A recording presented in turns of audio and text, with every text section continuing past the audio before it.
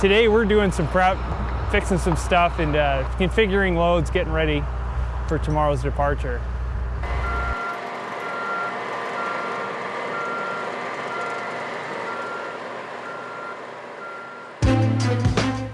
A traverse is a way to move large amounts of equipment out to deep field and remote sites for research. It's pretty much the only way, so we have tractor trains that will take stuff out there. They need stuff out there, so we're the ones to take it to them.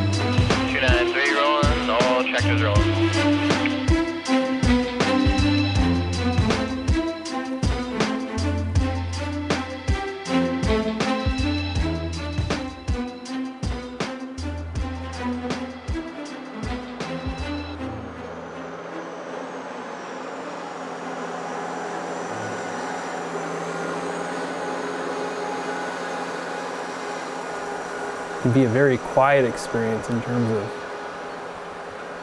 communication and verbal interaction, but even though the fan's running and the engine's running and you can always hear some sort of noise, it is a very introspective and quiet experience.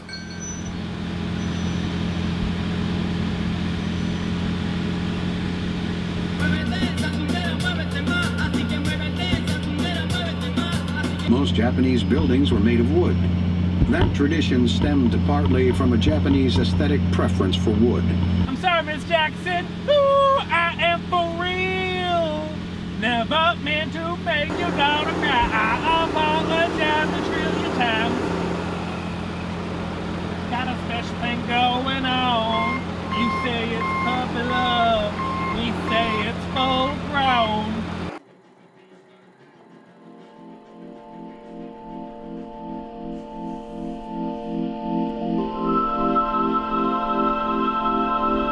We've compared traversing in Antarctica to traveling on the ocean. There's some similarities there, like the long stretches out seeing land or seeing mountains. And we've also compared it to like a lowbrow space program. We're incredibly remote. We have to carry everything with us and be self-supporting. Nowhere else will you be this far from anyone else.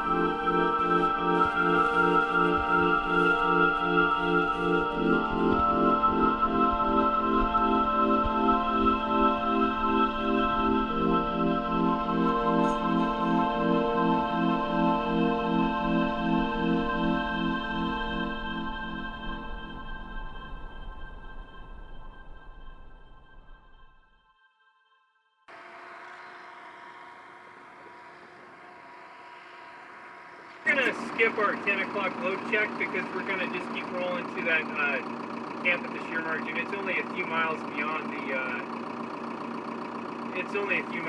our 10 o'clock grade. So a shear zone is a place where two ice streams are coming together and they travel at slightly different speeds. And where they're traveling at those different speeds, it creates friction between the two of them. And that friction causes crevasses to kind of open up. We've got a radar that we're going to be pushing in front of us and looking through the snow down about 60 feet to see if there's any crevasses that are shown down there.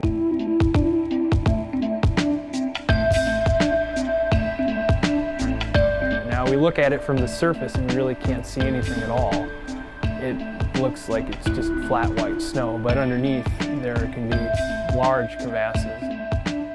For the next few miles is potentially the most dangerous part of the whole route. If we can create a safe route across it, we'll mark it with some flags. And then from there, drive the remaining 20 or so miles to subglacial Lake Mercer.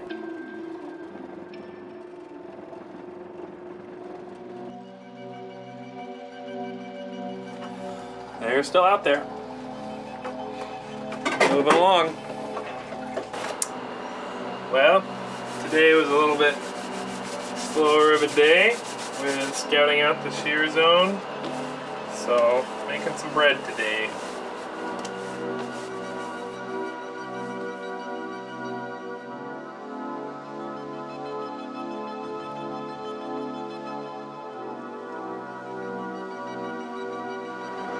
That went well for us. The first mile we found pretty much flat stratigraphy.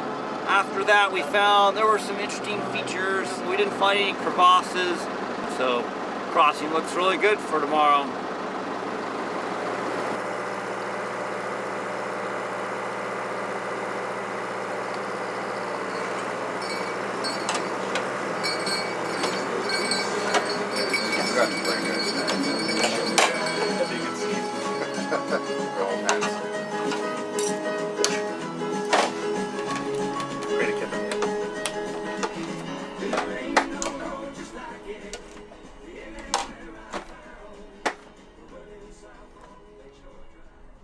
Morning meeting. Morning. Welcome to the meeting. Today we're going to cross the shear zone, and from looking at it yesterday, it's pretty benign. It's a pretty boring shear zone, but today we will wear harnesses the whole day, just because of what we're crossing. We're going to be driving after that, more or less parallel to that shear margin. And to our right, less than a mile away, will be a big crevasse field. So although we're past what I think is probably the most dangerous part, there's still potential up there.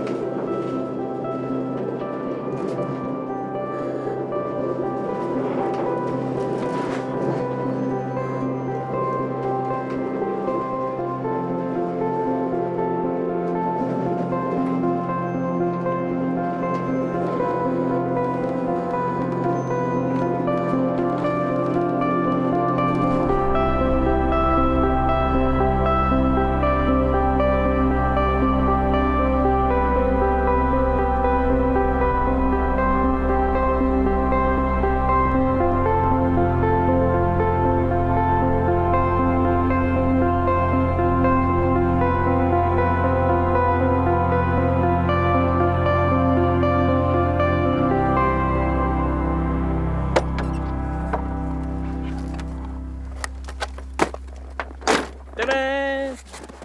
First up Glacial Lake Mercer. We made it. I feel good about this. Are we there yet? We're here. Oh, good. Now.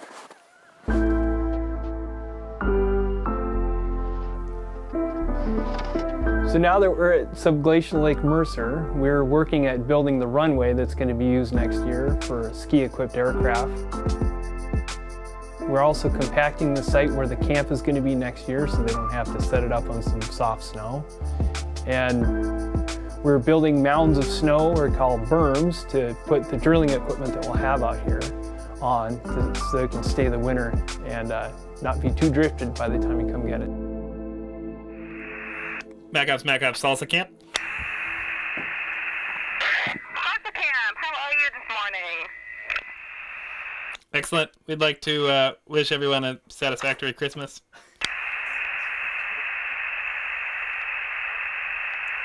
Thank you, Salsa camp. I can't speak for all of McMurdo Station, but I am having a very satisfactory Christmas so far. Over. Right. So we're going to start out with some music by John Piper. He's going to be playing some music on vibraphone. This is a piece that he composed called Noel, Antarctica. John Piper.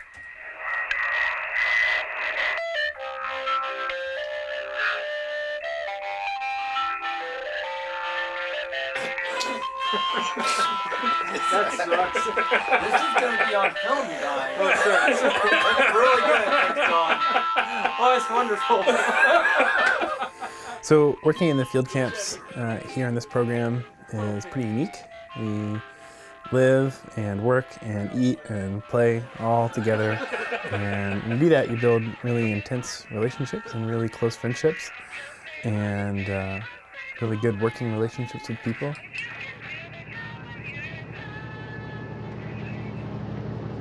Since 2005, I've spent more time down here than I have back in the US. Oddly enough, this is more home than anything else. I'll be in Antarctica for the next few years more than I will be in any other country. This year, 2018, I'll be in Antarctica for 11 of the 12 months. There are people that have very different lives back home, and when they come down here, they do something very different. And it's the content of your character, not what you have materially, that matters down here. It's not even what you were before, it's what you can do now.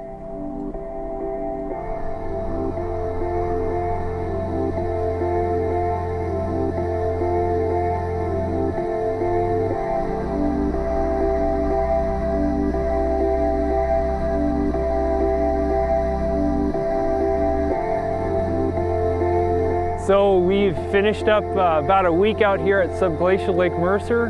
We built the runway for next year, compacted the site for the drill next year, and built some berms and staged a lot of the equipment for next year on it. And now we're heading back to Camp 20 on the South Pole Traverse route, where some folks are going to fly out in a few days. It's been a good time out here.